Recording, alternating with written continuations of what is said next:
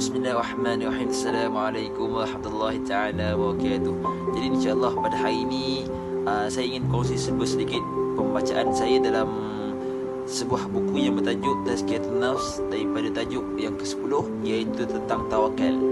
Jadi mungkin pada hari ini dan mungkin pada zaman ini tak asing lagi daripada mulut kita, telinga kita daripada menyebut atau mendengar tentang tawakal. Tak pernah fikir lagi. Maybe kita pun pernah nak bertawakal, ataupun kita pun pernah selalu dengar cerita orang kata tawakal lah, aku nak tawakal je lah, malas nak buat apa, tawakal je lah. Tetapi adakah kita memahami konsep sebenar tentang tawakal ini? Jadi insyaAllah pada hari ini saya berkongsi sedikit tentang tawakal ini. Jadi tawakal ini bererti mewakilkan atau menyerahkan. Dalam agama Islam, tawakal bererti berserah diri sepenuhnya kepada Allah Subhanahu Wa Taala dalam menghadapi atau menunggu hasil suatu pekerjaan atau menanti akibat dari suatu keadaan.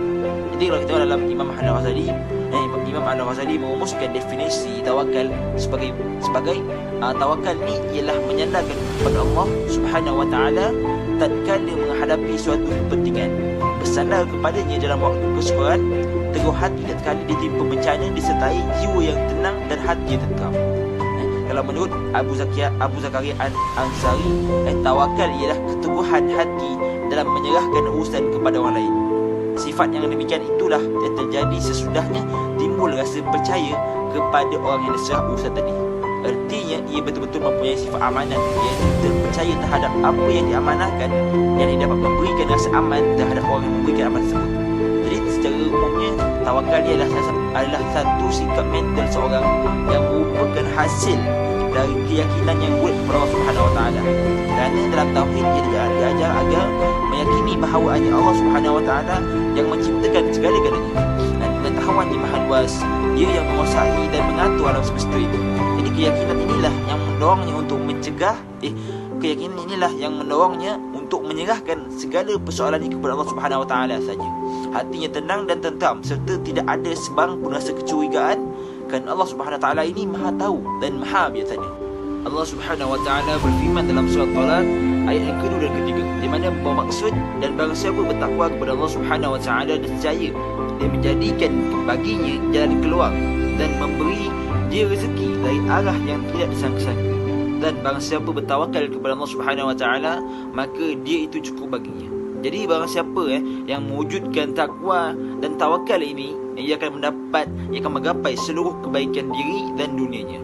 Jadi dari Umar bin Khattab, dari Nabi SAW bersabda, jikalau kalian bertawakal kepada Allah Subhanahu Wa Taala dengan sebenar-benarnya, nescaya Allah Subhanahu Wa Taala akan memberikan rezeki kepada kalian seperti seekor burung.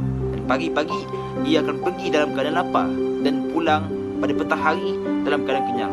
Jadi Abu Hatim Al-Ghazi berkata, hadis ini merupakan tonggak tawakal. Jadi tawakal lah merupakan faktor yang terbesar dalam kita mencari rezeki. Jadi Said bin Al-Jubair pun ada kata bahawa tawakal itu meliputi keseluruhan iman. Jadi mewujudkan tawakal dalam diri kita ini bukan bererti untuk kita menidakkan atau meniadakan ikhtiar atau usaha dalam diri kita terhadap sesuatu pekerjaan, tetapi takdir Allah Subhanahu Wa Taala dan sunnahnya sehubungan dengan makhluk yang berkait erat dengan ikhtiar. Maksudnya bukan sahaja kita bertawakal kepada Allah Subhanahu Wa Taala, bahkan tawakal ini perlulah diikuti selepas kita berusaha sedaya upaya kita dalam suatu pekerjaan. Contoh, kita nak ambil exam, so kita ambil exam, tetapi kita tak try putus study, tak pernah buat revision, tak adalah nak bawa gaji, nak buat latihan, nak buat latih tubi. Tetapi time exam kita datang lewat, and then kita menjawab peperiksaan, and then kita tawakal kepada Allah Subhanahu Wa Taala supaya mendapatkan result cemerlang. Jadi inilah salah satu perkara yang disalahfahamkan oleh masyarakat pada hari ini. Jadi Allah memerintahkan untuk kita berikhtiar dan sekaligus bertawakal. Berusahalah dengan anggota badan kita sebagai bentuk ketaatan kepada Allah Subhanahu Wa Taala, dan bertawakallah dengan hati kita sebagai manifestasi iman kita kepadanya. Jadi Allah Subhanahu Wa Taala berfirman, wahai orang yang beriman, waspadalah kalian, dalam surah An-Nisa ayat yang ke-71. Jadi Sal betul-betul, barang siapa yang cacat dalam berikhtiar bererti cacat dalam sunnah, dan barang siapa cacat dalam bertawakal bererti cacat dalam iman. tawakal ni adalah sikap Nabi SAW, dan ikhtiar ini adalah sunnahnya. Jadi barang siapa yang ingin bersikap, yang ingin mencontohi Nabi SAW, janganlah ia meninggalkan sunnahnya. Jadi dapat disimpulkan di mana tawakal dan diikuti dengan ikhtiar ini adalah salah satu sunnah atau salah satu apa yang dilakukan oleh Nabi SAW. Jadi sebagai seorang umat Islam yang ingin mencontohi sunnah-sunnahnya, yang ingin mengikuti sunnah-sunnah Nabi SAW, sepatutnya kita tidak boleh lepas daripada melakukan perkara seperti ini, tawakal maupun ikhtiar. So dalam buku ini ada diceritakan bahawa amalan-amalan yang dikerjakan oleh seorang hamba. So dalam buku ini dapat dibahagikan kepada tiga jenis amalan yang dikerjakan oleh seorang hamba itu. Jadi yang pertama sekali ialah bentuk-bentuk ketaatan perintah Allah Subhanahu Taala kepada hamba-hambanya.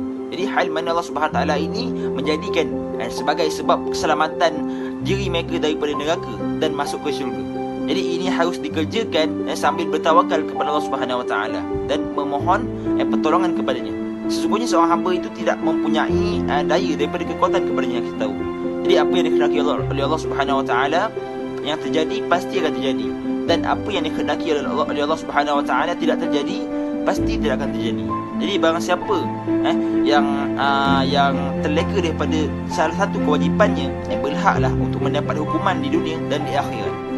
Yusuf bin Asbad ada berkata, seseorang betul-betul beramallah seperti amalannya, seperti amalan seseorang itu yang tidak selamat tanpanya, dan bertawakallah seperti tawakal seseorang itu yang tidak ditimpa sesuatu kecuali yang sudah ditulis baginya. Jadi yang kedua, di mana diceritakan di dalam buku ini, ialah amal yang telah dijadikan oleh Allah Subhanahu Wa Taala sebagai hukum sebab akibat. Jadi Allah Subhanahu Wa Taala memerintahkan hamba-hambanya untuk memenuhinya. Contohnya seperti makan ketika lapar, dan minum ketika haus, dan berteduh daripada kepanasan, dan menghangatkan badan dari kedinginan, dan sebagainya. Jadi semua ini hukumnya wajib, dan barang siapa mengabaikan sehingga terkena mara bahaya, padahal dia mampu untuk mengusahakannya, maka ia berhak untuk mendapatkan hukuman. Dan yang ketiga iaitu amal yang telah dijadikan oleh Allah Subhanahu Wa Taala sebagai hukum sebab akibat, dan pada kebanyakannya dan keumumannya. Kadang-kadang terjadi sesuatu di luar itu, dan bagi yang Allah Subhanahu Wa Taala kehendaki. Dan misalnya perubatan, dan di mana para ulama berbeza pendapat tentang mana yang lebih utama bagi mereka yang ditimpa musibah atau penyakit utamanya. Sama ada mereka perlu mengutamakan untuk menghindar mencari ubat, maupun mereka perlu bertawakal kepada Allah Subhanahu Wa Taala saja. Jadi ada dua pendapat yang sama-sama masyhur, di mana menurut Imam Ahmad, bagi mereka yang kuat bertawakal lebih utama, sesuai dengan hadis Nabi SAW. Ada 70,000 orang di umatku yang masuk ke syurga tanpa dihisab. Lalu beliau meneruskan, mereka adalah yang tidak bertahayul, iaitu percaya pada amalan nafib, tidak meminta diruqyah, dan tidak berubat dengan besi panas, iaitu menggosokkan kebadannya, dan hanya bertawakal kepada Allah Subhanahu Wa Taala. InsyaAllah apa yang saya dapat simpulkan pada hari ini ialah tawakal ni adalah apabila kita berserah dan berdoa kepadanya, kepada Allah Subhanahu Wa Taala, namun kita tetap pergi bekerja dan berusaha ke arah sesuatu. Dan tawakal ni adalah apabila tangan kita ni sibuk bekerja, namun hati kita tetap berserah kepadanya. Dan tawakal ni bukanlah kita hanya duduk diam saja tanpa buat apa-apa, dan berharap serta menanti Allah Subhanahu Wa Taala mengurniakan rezeki kepada kita. Bahkan tetapi kita perlulah berusaha sama-sama, berikhtiar sama-sama sebelum bertawakal kepada Allah Subhanahu Wa Taala. Jadi insya-Allah sedekat itu saja perkongsian saya pada hari ini tentang tawakal. Insya-Allah sehingga kita bertemu pada hari lain. Assalamualaikum warahmatullahi taala wabarakatuh.